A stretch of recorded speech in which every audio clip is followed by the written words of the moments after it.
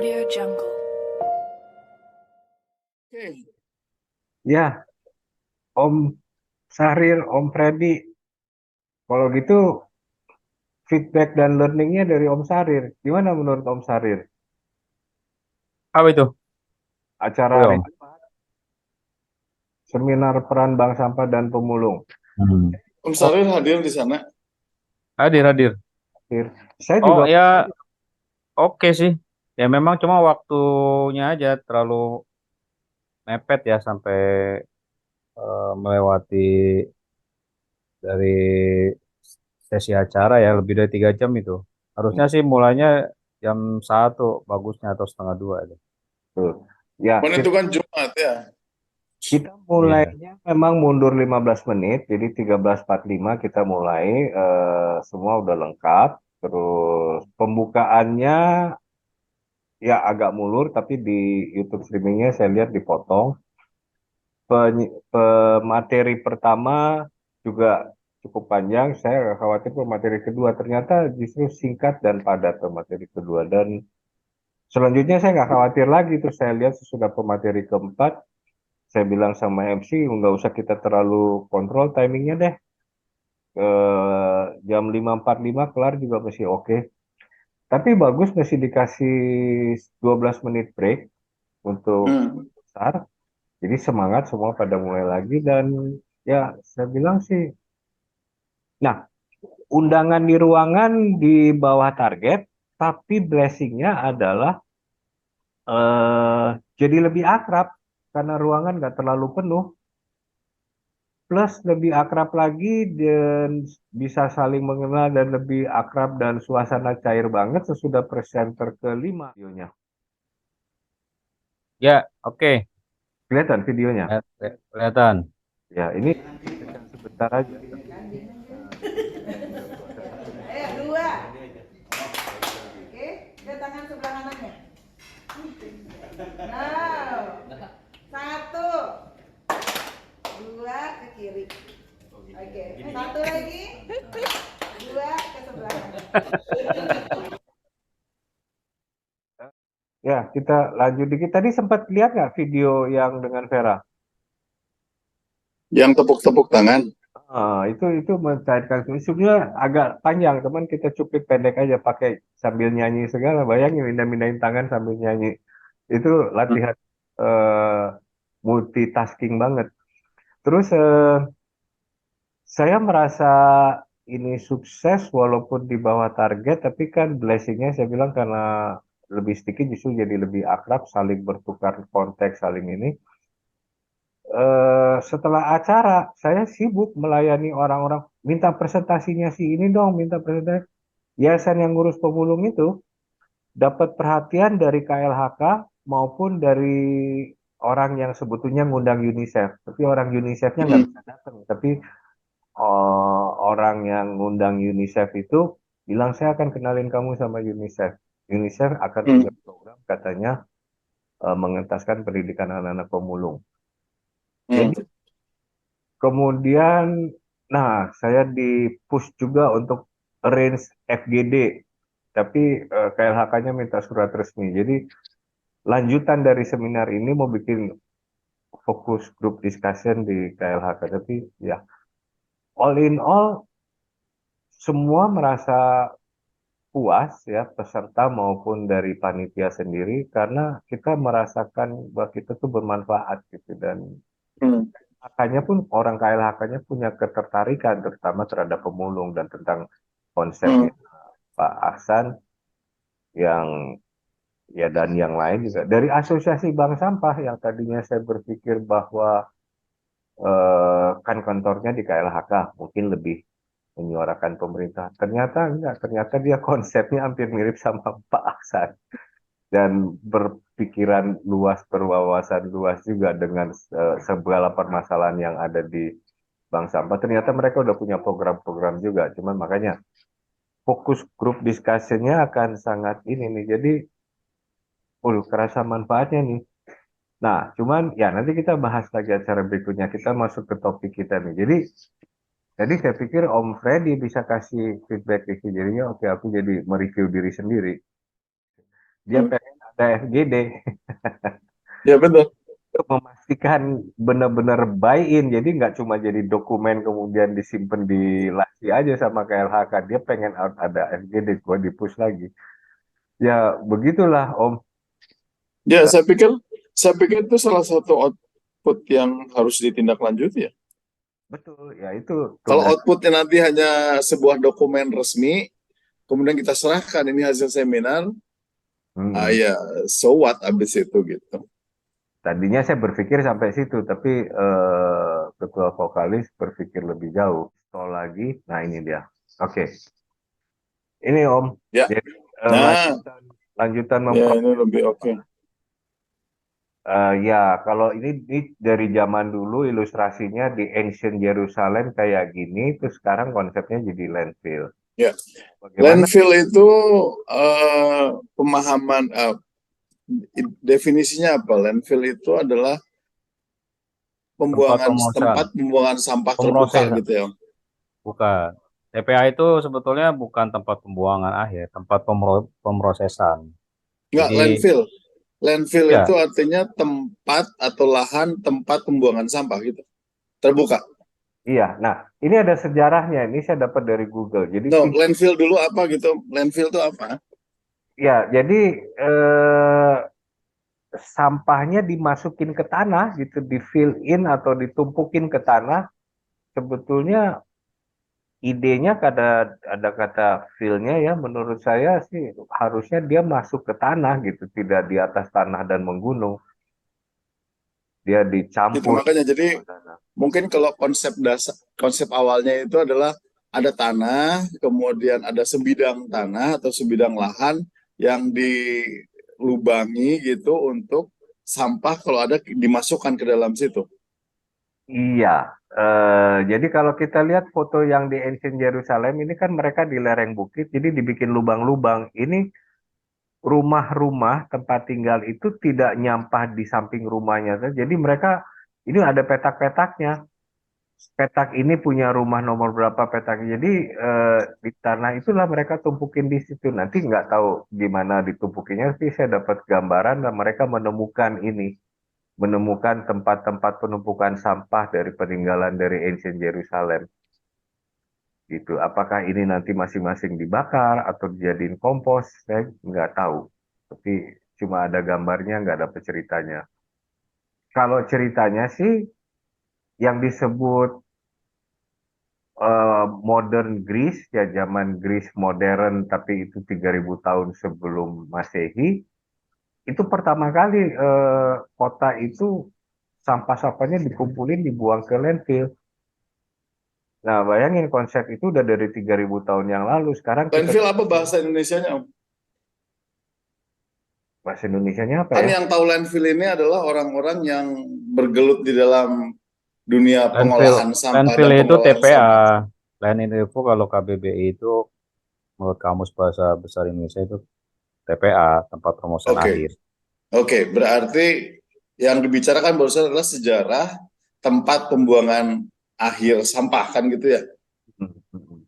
Dan itu sudah ada pengelolaannya sejak Zaman Yunani kuno, zaman Yunani kuno 3000 tahun sebelum Masehi. Yunani modern disebutnya modern day Greece, tapi itu 3000. Modern day Greece itu Crete-nya itu. Crete itu adalah Greece-nya sekarang. Dulu Hmm. namanya Crete. Oh, Crete itu Greece-nya yang sekarang ya. Ya, 3000 tahun BC-nya itu namanya Crete, yang sekarang namanya Yunani. Hmm.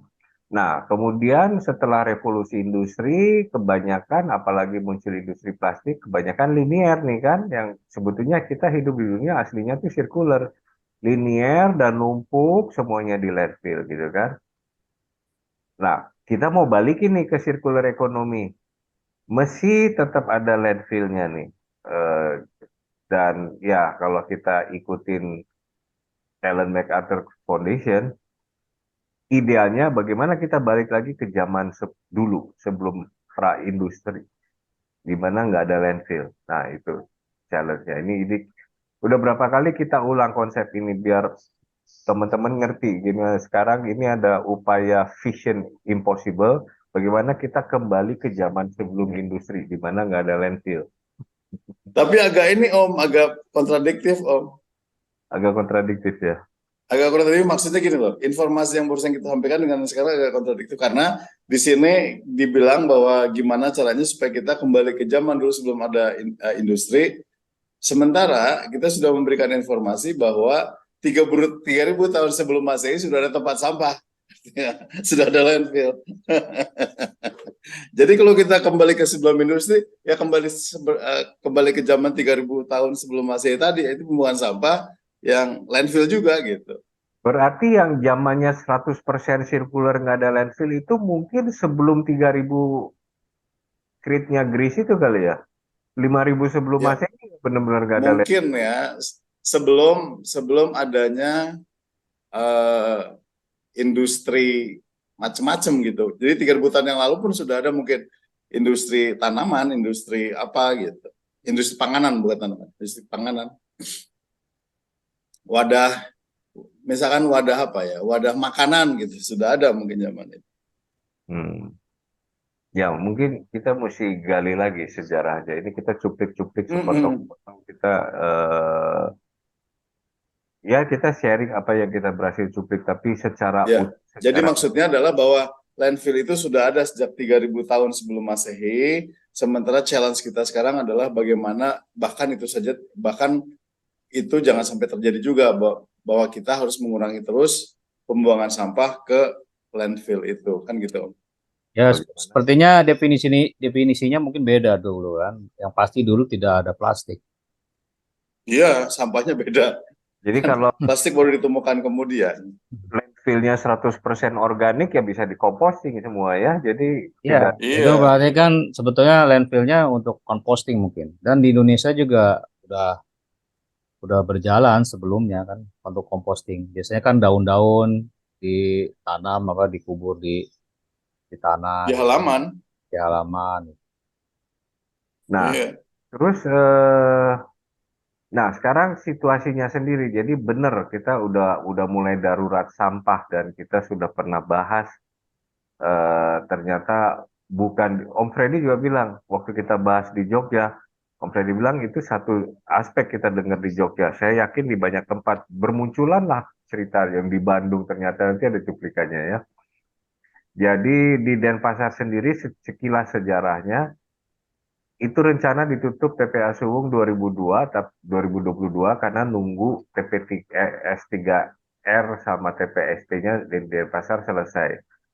Ya, tapi juga nggak bisa saknyet katanya. Jadi akhirnya Maret pun TPA Suwung akhirnya ditutup bertahap gitu ya. Nah, cerita TPS 3R dan TPST itu nanti ada secupliknya. Jadi sekarang yang di Jogja ya, kita udah pernah kasih ini, jadi kita cuma bullet pointnya aja nih. Jadi Piungan itu udah over capacity banget melayani 3 area. Ini kecamatan ya, atau kabupaten ya.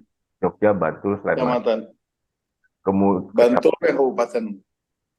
oh, kemudian udah berbagai masalah dari mulai pemblokiran oleh warga demo segala macam, merasa lingkungannya jadi kotor ya itu kan ujung-ujungnya pencemaran lingkungan, air dan baunya warga nggak tahan. Nah, ini udah lama, tapi kita udah pernah dengar solusi ini kalau konsisten produksi RDF-nya 10 tahun selesai nih gunung ini, kita menurut salah satu narasumber kita. Dan sampah makanan tetap yang terbesar di Bantar Gebang itu, dan sampah plastik adalah yang kesekian ya, ingat nggak Om Syaril yang keberapa, tapi 7 kilogram sampah plastik per orang per tahun loh kita di Indonesia, jadi Hmm. tinggi loh ini. Nanti kita lihat bagaimana di Jerman mengurangi sampahnya. Terus kemudian Bandung sekarang lagi masalah. Bandung darurat sampah. Inilah kondisi di sejumlah jalan di kota Bandung, Jawa Barat saat ini. Tumpukan sampah yang menggunung menjadi pemandangan para pengendara dan juga warga. Nah, membludak di jalan karena TPS-nya tidak bisa menampung. Di Solo sampai udah kebakaran. Hmm. Nah, ya apa gasnya apa tidak tersalurkan apa gimana gitu ya. Ya, eh, nanti kita lihat di Jerman bagaimana gitu. Nah, kemudian ada pemikiran kan yang kita dengar bahwa justru kalau ada komponen plastiknya di situ, itu potensi jadi makin banyak komponen plastik, makin tinggi dia menghasilkan kalori. Jadi kalau plastiknya sendiri itu bisa 4.500 kalori atau apa ingat nggak Om Sari dari salah satu Hmm. narasumber kita, dan itu setara dengan batu bara kualitas paling bawah. Jadi dan makanya sekarang gencar RDF gitu yang di Denpasar itu yang menghasilkan RDF, refuse di landfill. Kita udah pernah ini di tayangan waste processing ya, kita udah pernah bahas. Silakan review ke situ teman-teman. Tayangan waste processing itu ada satu, dua, tiga. Kemudian wajib menggunakan teknologi ramah lingkungan. Kita dengan berani men-challenge waktu kita mewawancarai salah satu pejabat KLHK. Bener nggak Hmm. Pak itu yang dipakai? Oh iya, kita tidak pakai teknologi abal-abal. Itu asapnya apanya segala dijamin tidak mengotori lingkungan, tidak mencemari udara, kata dia. Jadi teknologinya tinggi lah katanya yang yang TPS, TTP, S3R yang di Bali, yang di beberapa tempat dibangun dan produksi RDF. Jadi pemerintah udah punya standar sendiri rupanya ya. Tetap nggak bisa dipush ya pemerintah daerah oleh pemerintah pusat ya. Untuk memperbaiki. Maksudnya kan barusan yang informasi dari Om Iwan kan bahwa orang KLHK sudah mengatakan teknologi yang digunakan adalah teknologi terkini gitu kan. Hmm. Nah itu kan tapi di pusat ya, obrolan di pusat gitu. Oh, tapi kan proyek-proyek yang di Bali, di mana itu kan semuanya bantuan dari pusat. Jadi memang ada Iya, kontrol, ada ininya dari pusat. benar. Tetapi berapa besar kekuatan pusat untuk nge-push itu terjadi gitu loh maksudnya. Kalau misalkan pusat punya kekuatan untuk nge-push, mestinya nggak akan terjadi tuh hal-hal yang nggak akan terjadi berlarut-larut lah maksudnya. Yang di Jogja, yang di Bandung gitu, Mungkin ya Bandung kan? belum ada proyek itu kali kan. Yang kita dengar baru Belum ada Surabaya dan Bali kan. itu makanya. Hmm. Jadi walaupun yang digunakan itu kan yang digunakan teknologi eh, berdasarkan daerah yang pengen pakai gitu, bukan kalau misalkan ada kebijakannya dari nasional dan itu harus dipush kan lebih cepat mestinya ya. Gitu nggak sih? Ininya mekanismenya. Mekanismenya yang saya deteksi semua nunggu bantuan dari pusat. Bantuannya kebetulan turunnya urutannya ke Bali. Nggak tahu yang di RDF nggak segitunya dari pusat ya. Pemda Ya, Jawa Barat sendiri ya punya punya inisiatif kalau yang di sebe- Surabaya. sebetulnya kan mengacu ke Peraturan Presiden nomor 35 kalau nggak salah kan, tentang bagaimana eh, mem- 12 kota kabupaten itu kan diminta untuk membuat pembangkit listrik tenaga sampah yang ramah lingkungan. Jadi bentuknya itu kan bisa dibuat RDF dulu atau langsung ke power plant, waste to energy. Jadi kan waste to energy itu kan bentuknya macam-macam. Bisa apa, pirolisis, bisa RDF, bisa macam-macam. Jadi Hmm. kalau yang sesuai peraturan presiden kalau nggak salah itu 12 kota kabupaten. Jakarta, Bekasi, kalau nggak salah kan, Tangerang, Solo, Surabaya, Bali, Makassar, Medan kalau nggak salah. Jakarta Nah, udah, kita nggak tahu yang lain Medan, Makassar nggak tahu. Makanya ya, kita harus itu lihat. itu Yang itu kita, regulasinya. Turunannya kan banyak juga kan dari peraturan menteri tentang peta jalan sampah. Tapi kalau TPA-TPA untuk membuat RDF sih tidak ada kayaknya. Regulasinya ada di bagaimana apa namanya 12 kota kabupaten ini diminta untuk membuat pembangkit listrik tenaga sampah yang berbasis ramah lingkungan atau waste to energy. Itu kalau nggak salah Perpres nomor 35 ini. Ya, oke. Ya, mungkin kita perlu satu lagi tayangan waste processing untuk membahasnya lebih detail dan informasi kita juga belum lengkap. Ini kan baru beberapa yang kita angkat. Tapi, nah sekarang saya mau masuk, kita mau angkat Kalau kembali ke zaman ya kalau landfill zaman itu masih kompos ya, ini ada kearifan lokal.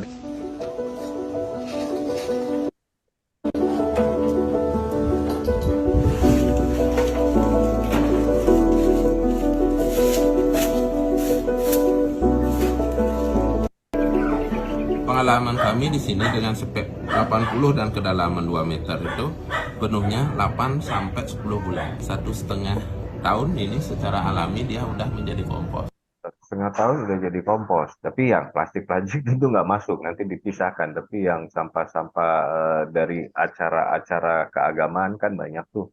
Itu kan umumnya organik, semuanya bisa jadi kompos. Kemudian ini saya dapat dari salah satu pendukung kita juga, Singapura untuk mengurangi beban incinerator di pusat, itu sampah-sampah itu dikasih incinerator kecil di bawah tempat-tempat sampah di pinggir jalan. Jadi udah dibakar. Jadi pada saat diangkut udah beban di insinerator pusat nggak terlalu banyak. Nah, kemudian, nah ini ceritanya di Jerman. Jerman itu telah melarang landfill sejak 2005. Dan dia sejak 1985 sampai saat ini bisa turun 50% sampahnya. Hanya saat ini cuma 10 kilogram per bulan per orang. Kita itu tadi berapa? Plastik aja. Plastik aja kita 7 kilogram per orang per tahun. Per Plastik tahun Om, Hah? kalau tadi per bulan. Oh ya, per tahun ya. Tapi makanannya kan gede kita. Sampah makanannya kita terbesar ya, plastik. Nah, Jerman itu sekarang total nih semua sampah 10 kilogram per bulan per orang. Dan itu kecil lah menurut ukurannya. Dan dia sudah bisa merecycle 70% dari sampahnya. Salah satunya yang kita dengar dari narasumber kita, Jerman tidak mengenal open landfill. Jadi semuanya closed landfill, ditutup keramik atau ditutup apalah, instalasi logam segala macam, udah ada saluran-salurannya. Untuk WTE, waste to energy segala macam, udah tersalurkan. Dan 2019, 25 juta ton sampah dibakar di 156 instalasi incinerator. Kita udah dengar dari berbagai pihak juga, Jerman itu yang pengolahan sampahnya paling baik kan. Dan ini baru ceritanya how they achieve it. Ada sederet strategi, EPR law-nya efektif, kemudian Green Dot Policy yang dicanangkan Menteri LH-nya sejak tahun 90. Logo produsen dikenali dengan mudah oleh konsumen, jadi konsumen tahu ini kalau mau di recycle dikirimnya kemana, ya cost recovery dan recycle lah. Dan Logo produsen atau logo logo produsen, material? logo produsen. Jadi apapun kemasan produknya itu kemasannya semuanya dikenali, semua konsumen mengenalinya dan tahu ini mesti dikirim kemana. Oh, Ada jadi dikirimnya ke produsen yang ini membuat sampah, nggak yang langsung membuat ke kemasan. produsen, tapi udah ditentukan designated area Oh, untuk berarti pengumpulannya berdasarkan ini ya, produsennya ya. Mm-mm. Misalnya Pengumpulan. brand A nanti dikumpulinnya ke apa namanya, ke pengepul atau pengumpul di brand A, brand B, brand C gitu ya. Ada poolingnya lah by kategori, mungkin nggak tahu tak. Karena kan kalau standarnya kan untuk kemasan plastik itu sudah ada ya, kalau untuk packaging botol biasanya di bawahnya itu ada nomor 3 untuk material apa, untuk bahan PP, HDPE atau PET kan gitu. Berarti Dan ini dia lebih kepada logo produsen. ya mungkin dia kumpulin kategori, misalnya produsen air minum ada beberapa merek di satu tempat, tapi poolnya tempat recycle-nya orang tahu dari logonya bahwa ini harus kemana gitu. Jadi kenalinya dari logo. Dan setiap produsen itu dikena batas jumlah kemasan setiap tahun. Kalau dia melebihi batas itu dalam 1 tahun didenda. Nah, demikianlah urut deretan strategi yang dilaksanakan sehingga mereka bisa nurunin 50% sampahnya semenjak tahun 85. Dan kita udah dengar dari banyak pihak Jerman. Perusahaan kena penalti bila melebihi batas jumlah kemasan. Mm-mm. Dalam volume atau ton Kalau produknya. kalau marketingnya banyak jualan, kontraproduktif ya. Jualannya kencang, kena penalti juga karena kemasannya tambah banyak. kemasan. Ya. Nah, ini tahu nggak mendorong kemana? Pernah nggak dengar interview saya tayangan 22 sama Pak Nandu? Mendorong itu naked store, toko-toko yang tidak pakai kemasan, jadi curah, semuanya curah, bawa tempat sendiri curah. Jadi dia kalau udah melebihi batas jumlah Refill lah ya, istilahnya refill station banyak refill juga kan di station. Eropa. Ya, jadi untuk membatasi supaya dia kalau mau jual lebih banyak dan kemasannya akan harus direm, dia lebih banyak jualnya ke refill station, naked store itu. Di Eropa sama Amerika berkembang naked store itu. Jadi ini mendorong ke sana. Makanya kita kepikir, ingat nggak kita setelah seminar Bank Sampah, kita sudah kepikir untuk mereview EPR law. Gagasan kita ini ya, kan saya udah woro-woro juga ke teman-teman ikatan alumni IBM. Next programnya apa Om? Jadi teman-teman dari rumah tangganya IBM sama bagian security IBM kan tadinya masuk ke WAG supaya ya saya bilang diam-diam kita menyimpan konsep yang lebih berbobot lagi. Kita mau menseminarkan di Arlo-nya Indonesia. Nah, belajarnya nggak jauh-jauh dari Jerman, dari ini dan salah satu mungkin yang itu, tapi mungkin narasumbernya juga harus lebih ya, dan salah satu narasumbernya yang kepikir ya tamu kita di tayangan 22 tuh mungkin secara Zoom atau apa dia akan presentasikan konsep tapi bayarannya juga beda dengan yang kita bayar kemarin Om. EPR itu apa, Om? Apa? EPR itu apa? Extended Producer Responsibility. Ya, tanggung jawab produsen. Om Syaril hafal tuh undang-undangnya sama peta jalannya, roadmap-nya tuh seperti apa. Kita udah pernah kita bahas dan kita di tayangan satu kita sepintas juga udah bahas. Jadi Ya, terakhir 2030, kita lihat aja jalan nggak. Kan terakhir itu 2030, kemasannya itu kan udah mulai harus dikurangi, beberapa apa namanya kemasan-kemasan kecil juga akan tidak boleh lagi beredar. Maksimal 2030 itu. nah Pengurangan sampah. kaitannya dengan landfill, RDF segala macam, ujung-ujungnya kan semuanya tuh bermuara ke climate change. Semua punya peran dalam climate change ya. Ini ada cuplikan Cedar News, videonya kepanjangan, saya simpulkan aja dalam beberapa poin ya. Jika rata-rata kenaikan suhu kita 1,5 derajat, banyak tumbuh-tumbuhan dan spesies dan biota yang punah. Jika rata-rata kenaikannya 2 derajat Celcius, jumlah tumbuh-tumbuhan spesies biota yang punah akan double, plus kehilangan 99% dari terumbu karang. Kalau sampai 2 derajat. Makanya kan semua orang ngomong di COP 26, COP apa itu 1,5 derajat, 1,5 derajat, jangan lebih segala macam. Nah, semua orang udah ini diboro-boro sama para ilmuwan. Kalau nyampe 2 derajat, lebih banyak jumlah tumbuh-tumbuhan yang punah dan terumbu karang 99%-nya bisa rusak. Itulah situasi yang berkaitan dengan cuplikan climate change kita. Jadi apapun yang kita upayakan di depan itu ya landfill harus hilang. Ya kalau landfill itu dimusnahkannya dengan dibakar, tetap menghasilkan RDF segala macam. Ya ujung-ujungnya consider ini deh. Jangan kita berperan untuk bisa bikin naiknya lebih dari 1,5 derajat. Nah, gimana mengkontrolnya saya nggak tahu. Mungkin pemerintah sudah punya tolok-tolok ukurnya untuk mengontrol. Itu sih Om, Ya. yang kita mau share hari ini. Oke. Sendiri mungkin kita bisa bahas lebih detail lagi di tayangan waste processing lanjutan kali ya. Tapi ini Ya, landfill, sejarahnya, dan bagaimana solusi yang ada di kita. Dan terakhir, balik lagi. Ingat, jangan sampai berkontribusi naikin lebih dari 1,5 derajat. Ya, cuman kan kita nggak bisa sehari-hari kontrol bagaimana suhu naik. Misalkan hari ini naik 35 derajat nih. Aduh, pernah ngerasain gitu kan? Hari ini panas banget ya. Gimana kita kontrolnya? Yang